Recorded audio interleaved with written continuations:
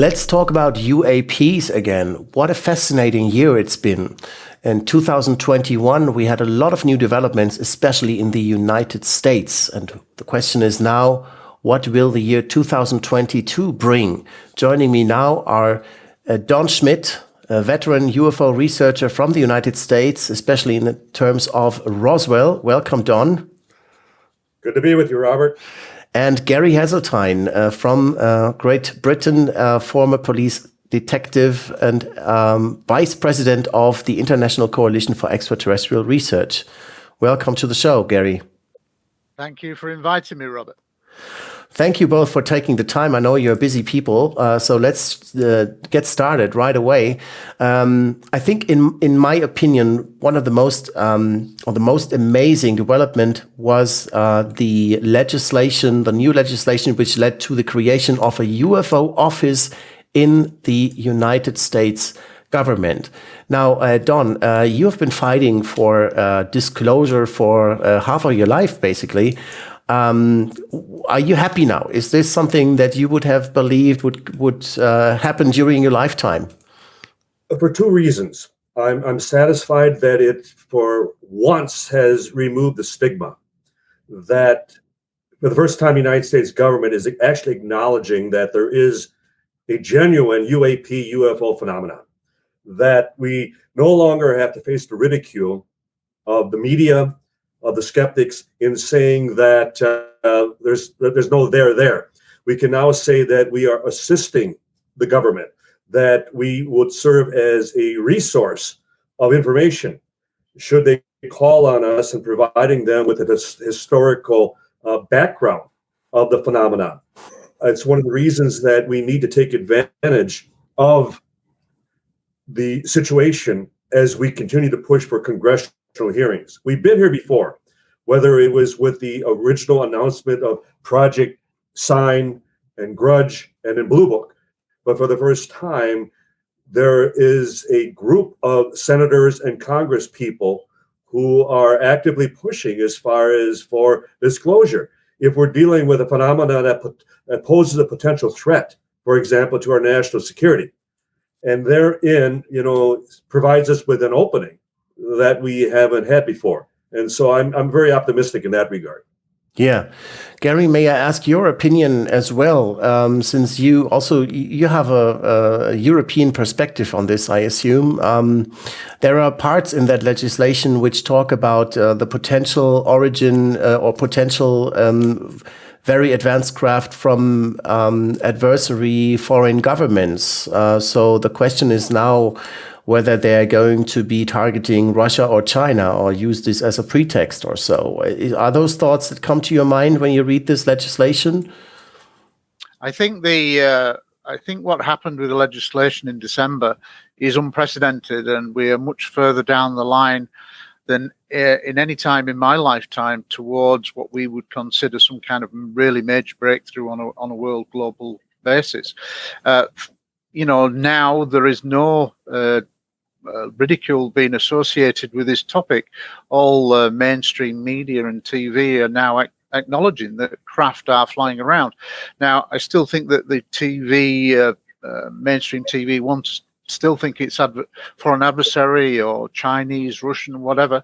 However, only a couple of days ago, Chris Mellon did a piece where he basically was asked that question: does he think it's foreign technology? And he was basically saying, well, no, I don't think it is. The most logical fit is the extraterrestrial hypothesis. He says that's what fits the pattern of everything that we're seeing. So he doesn't really think that the foreign adversary angle works. I know Luis Elizondo doesn't.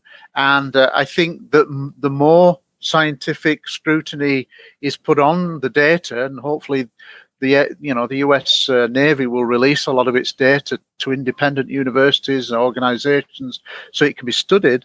I think the more it's going to point very clearly to technology that's way beyond anything that we have, that China has or Russia has. And I think that's what is coming next. So I think there's a real momentum building. Yeah. Now, what's so interesting about this law is that it literally mentions nuclear sites We all know that the UFO phenomenon has been specifically interested in nuclear sites, strategic, sensitive military nuclear sites as well. And they are also concerned about biological effects on people who see this. Is this a breakthrough, Don? Well, in the sense that for the first time, they're talking about actually standardizing the process of gathering reports and then recommending policy as far as the different departments of intelligence, including the CIA, including the FBI, in assisting, in providing access to their own case reports, and then regulating the process as needed. So in other words, there's going to be this level of oversight. And as you mentioned, that they're going to be specifically monitoring nuclear facilities, military bases, not only here in the States, but around the world, and collecting this data. And so they're going to demonstrate the patterns that may be involved, the high level of the witnesses that will potentially become whistleblowers. And again, that's the reason that I, for one, feel that we're closer today to actually having congressional hearings on the subject than ever before. Just imagine that Congress would grant immunity to high-ranking military pilots and SAC, Strategic Air Command officers, that would be able to testify as to the actual infiltrations, the actual encounters where pilots have been scrambled on these unknowns, and to listen to witness after witness, pilot after pilot, describing these craft that are able to defy the laws of physics, clearly demonstrating that we're dealing with a technology off the planet. And it would be such an awakening on Capitol Hill in Washington that they would demand, what are we doing about this? What should we do about this? And is there a potential threat involved? Okay. So another very interesting project that I found was highly interesting throughout 2021 was the Galileo Project from the Harvard University, namely by astrophysicist Professor Avi Loeb. He sort of managed to bring this topic out of the fringe of mainstream science and bring it into mainstream science, and to make people become fascinated with the subject. He has already collected a lot of researchers who are participating in this groundbreaking new effort to determine what's behind the mystery of UAPs. Now, Gary, my question to you as a former police detective, it seems to me that the UAP phenomenon, that's not something that you can just look at like any other, like you're looking for a criminal or something, suspected criminal, but this doesn't seem to be something that wants to be filmed or registered, right? It seems to me that the question is, how do you study something that doesn't want to be studied and studies us? How far do you think Avi Loeb can get with what he's doing? I certainly am appreciative of Avi Loeb for coming forward, somebody of his repute from such an impressive university background. He is giving great credence to the topic of UAP, UFOs, and so I think because of the likes of him and the project, that it's encouraging other scientists who have probably had many years of wishing that they could openly get involved in this research, who I think are now clambering to get on board, because with the stigma beginning to diminish quite quickly, they now realize that there is an opportunity to study this area, and I think everything that's going on now points to the fact that technology is at a level now where we can detect these things in the airspace much better than we could before, and so I think that there is now a real chance to get the data, the scientific data, for scrutiny that we've never had before, and Avi Loeb's project is one angle that will try to do that.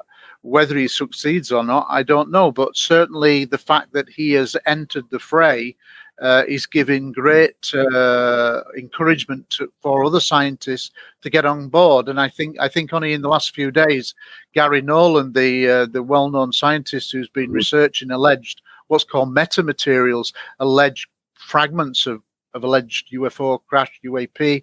He has now joined the Avi Loeb Project. So I think that's, again, another positive move that we can now begin to talk about this. Yeah, it seems Don wants to add something. Well, and this is all very reminiscent of my late scientific director, Dr. J. Allen Hynek. And when, as an astrophysicist himself, that he would conduct surveys, he would talk to other astronomers and find that the vast majority of them back in the 50s and 60s already accepted that the phenomenon was real, that there was something there to actually observe that was entering our airspace. And as a result, Loeb, in conducting as far as this level of a panoramic survey and establishing a network, lookout centers around the world that can serve as a quick response in the event there should be something that would happen. And as a result, with the present state of technology and the way that they should be able to actually react immediately to something that may be invading our airspace, so to speak, that I see great promise, or at least great potential, that the scientific community will finally come on board and say, well, at this observatory or that observatory, we actually tracked this, moving from point A to point B, that type of thing.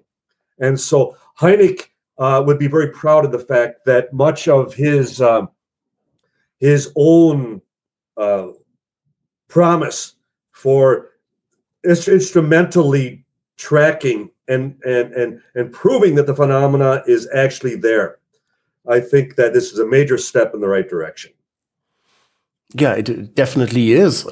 He also now welcomes Jacques Vallée to the Galileo Project. That's his most recent news that I read about it. But he also has the support of Luis Elizondo and Christopher Mellon. And especially Christopher Mellon, that is a very interesting person to participate at the Galileo Project, right? Because he knows the UFO phenomenon from behind the scenes. He knows what he is talking about. And he just recently was mentioned in an interesting article here on the debrief, which I'll show here. Why is the Air Force AWOL on the UAP issue? So absent without leave, right? That's what AWOL means. What is he saying by this? Why does he mention specifically the Air Force? Yes, I think the Air Force is hiding, and I think this is what Chris Mellon is saying that it makes no sense that if the US Navy is having hundreds of sightings off various east and west coasts, that the US Air Force, with all its might and more aircraft than the Navy, that they're not getting anything. And I think he's hinting at the fact that he suspects that the Air Force have been involved in the UFO side for a long time. Obviously, if you think of Project Blue Book, etc., that was US Air Force. Well, in a sense, it begs the question, are they hiding material? Because they do go back for decades. And I think Chris Mellon is hinting that they do. And he wants them to join the party, as it were, and say, look, come on, we're now being required, by legislation to be more open or transparent. Let's be on. Don, what is your take on that? See, to me, this is the ultimate irony. You're talking about the very arbiters of the cover-up from day one. And now going on 75 years, that they would be the ones that would be hiding in the tall grass. Nothing to say about this. Keeping in mind, as Gary just mentioned, Project Blue Book, and before that, Project Sign, Project Grudge. So there have been 3 official investigations of the UFO phenomena conducted by the Air Force. And when the Project Blue Book was shut down in December of 1969, and they released their final report through the Condon Committee, the University of Colorado at Boulder, under Edward Condon. And they disclosed that over 13,000 cases were investigated by the Air Force, and 701 of those cases remained unexplained. Well, that's a sizable amount of unexplained cases for them to just sweep under the carpet and say nothing to see here. When the report was declassified, when Blue Book was declassified in 1977 under the Carter administration, what was interesting is that of those 13,000 cases, there were only a handful that turned out to be the Navy. So now it's the Navy that is pushing for public disclosure on the phenomena, and yet the very arbiters, again, of the cover-up, the Air Force, are the ones that are remaining strangely silent. And what I am most optimistic about, whether it's Luis Elizondo or the late Senator Harry Reid or Gary Nolan or Chris Mellon, they're all pointing to the Air Force and saying, you've been sitting on physical evidence, hardware, crash retrieval material, evidence that would prove that the phenomenon is actually someone else's aircraft for all these decades. And we are demanding that you come forward, you release this evidence and demonstrate to us that we are dealing with an actual phenomenon that is manufactured off the planet. And so I think the fact that it isn't just one lone individual, the fact that it's everyone now pointing the finger at the Air Force and saying, you have the proof, we want to see it. Yes. Now, another thing that happened in 2021 was the publication of this book, which is Skinwalkers at the Pentagon, which is, in my opinion, a real game changer, because for the first time you have the former project manager, James T. Lakatsky from the Defense Intelligence Agency, and Colin Kelleher, who was the project manager at BAS, talk about ORCEP, the secret UFO UAP investigation project carried out by BAS in the name of the Defense Intelligence Agency. So that's not ATIP, that's ORCEP. And ORCEP was way more comprehensive than ATIP was. They also dealt with paranormal phenomena on Skinwalker Ranch. And now, when Don, when you said they're hiding things up, I talked to George Knapp and Colin Kelleher. George Knapp said, well, people say we are ready for disclosure, but George Knapp, he's not sure whether they are really ready for disclosure, because what would you disclose if the truth is that there are beings superior to us living in some kind of a parallel dimension which can pop into our reality and pop out as they want and watch us all the time and manifest themselves as some kind of shadow beings which penetrate your bedrooms and even your neighbors and your kids' bedrooms after you've seen a UFO.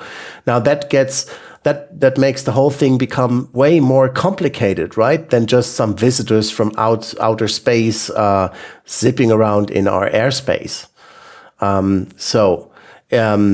What's your take on that? Well, you mentioned me, and I'll throw it to Gary because he's starting to read that very book. And yes, I think, as we've heard for years, that there's a faction at the Pentagon that even sees this as paranormal, as interdimensional, almost to the point of a concern that we may be dealing with dark forces, that this is something potentially even demonic, that type of thing. And so, as you've heard me both state in the past, that I'm still convinced this is a cover-up of ignorance, that they don't know from where, from why, or from who.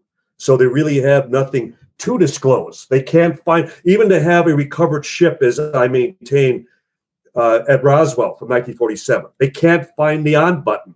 They cannot reverse engineer. We can't bridge the technology. And as a result, you still have the diehards at the Pentagon that they themselves are not ready for disclosure. They themselves feel that they would be admitting that they have a lack of control. And as a result, they're the last ones who would relinquish as far as control of the skies. And as a result, it's going to be a hard nut to crack. Gary?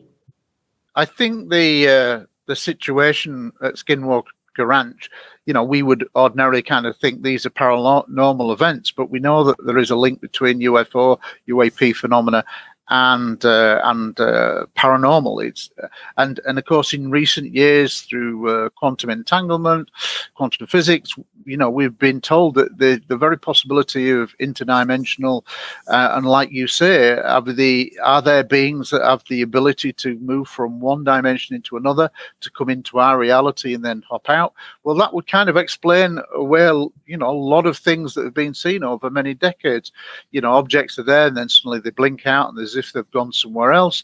And obviously some of the incidents that's recorded at Skinwalker Ranch are absolutely bizarre.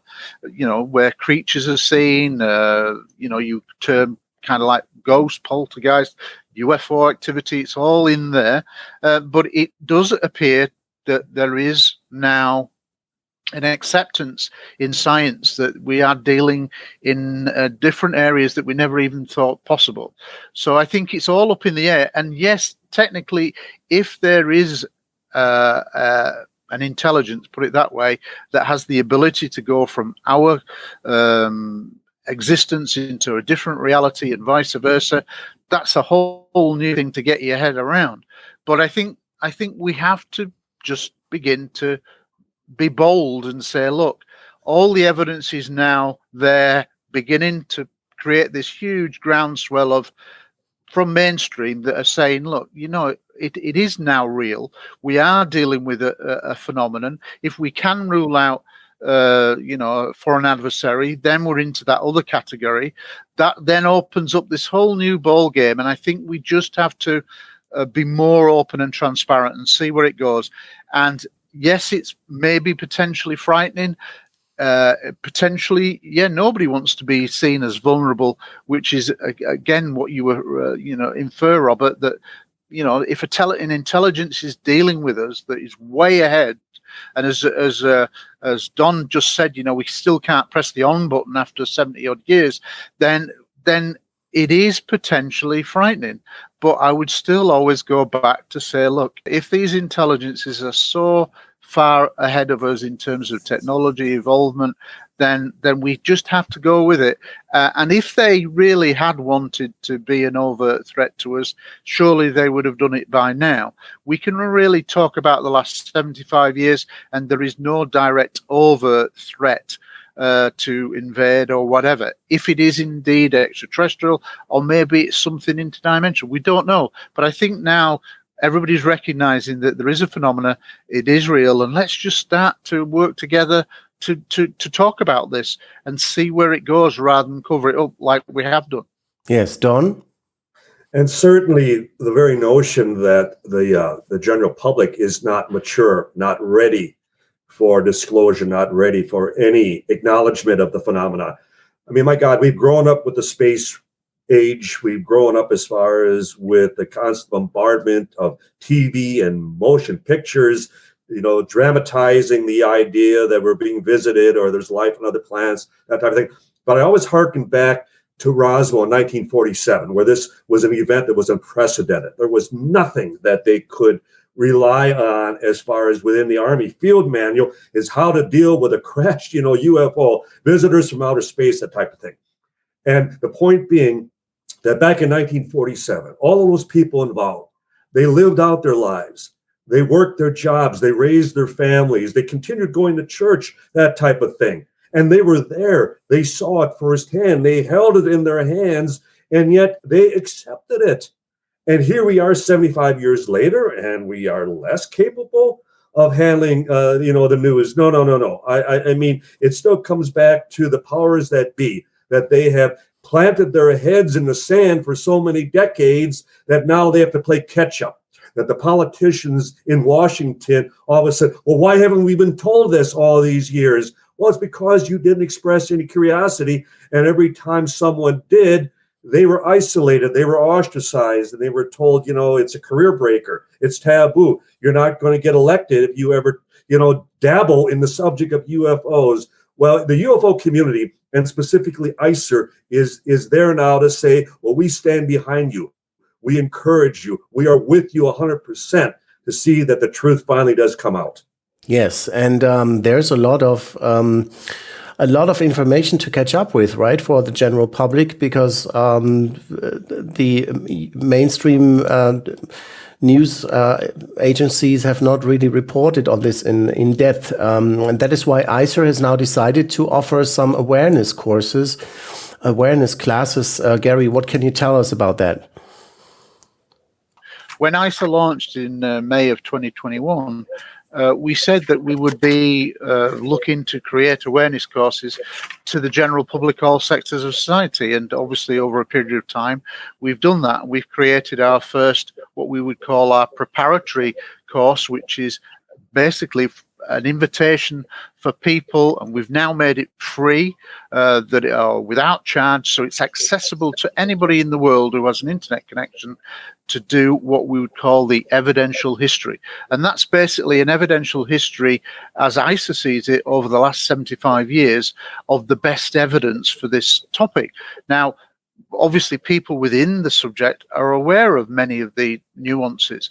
But if you are becoming into this subject because you're just hearing about it through the New York Times, through the debrief or whatever, and you don't really have any knowledge, we think that there should be pretty much an evidential-based history course that anybody can apply to when we run the courses, and they can get a 75-year basically history lesson over 6 modules, 6 one-hour modules based over 2 days, 3 modules one day, 3 modules the following day. So over a 2-day course experience, they will have a grounding, and we think that it should be accessible to anybody who wants it, whatever your country, whatever your race, color, creed.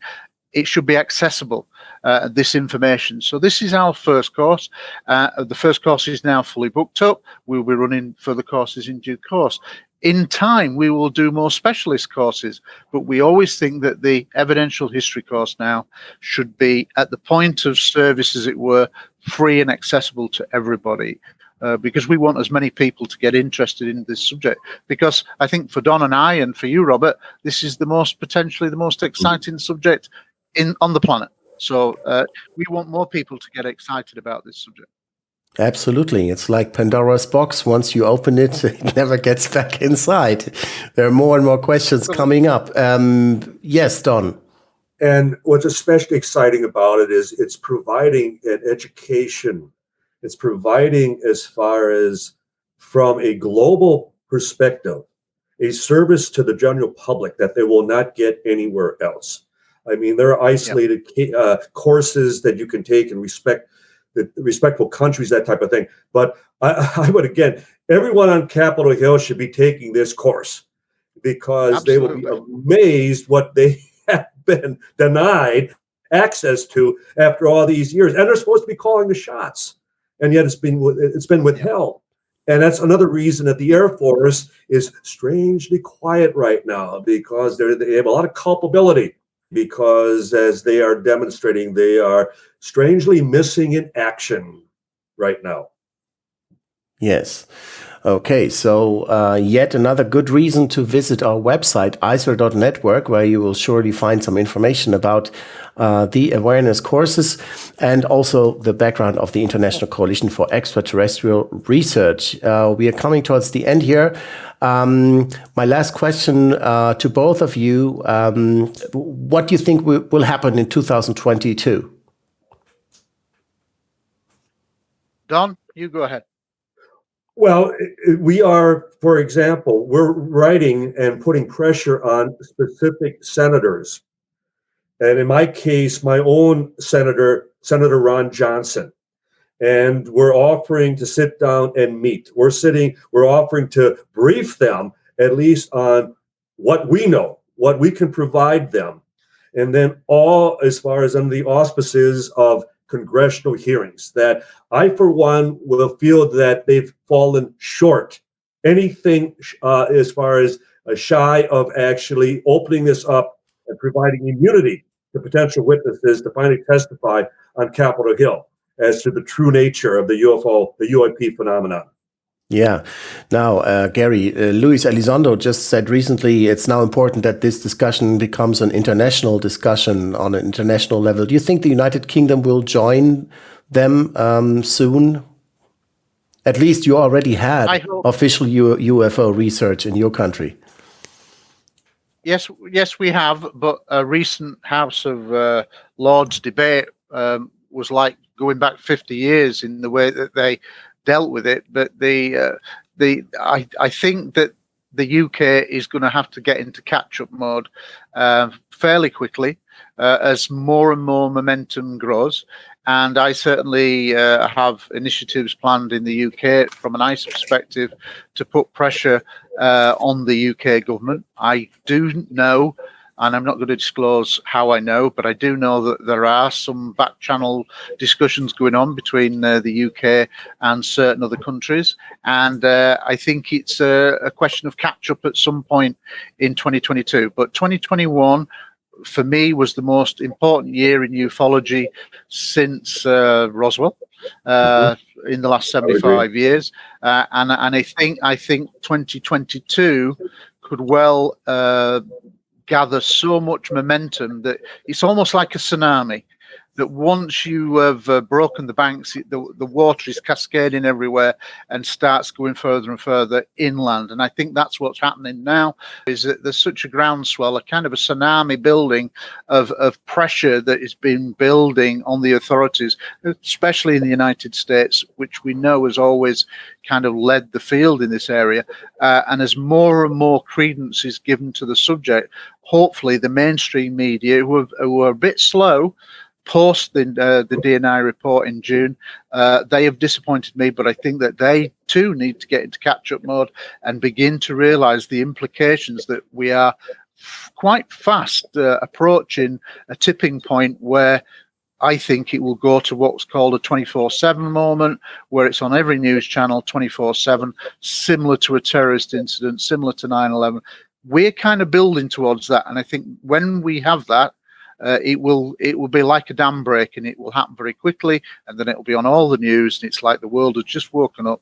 Yes, we're into a new paradigm, and I think we're approaching that within the next 2 to 3 years. I think, with the momentum that is building, because I just don't see how you can put that genie back in the bottle and slow this groundswell of positive and pressure building on the authorities. I think it has to end somewhere.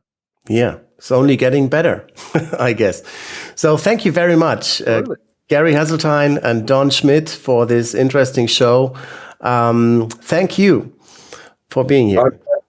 Our pleasure, Robert. Thank you.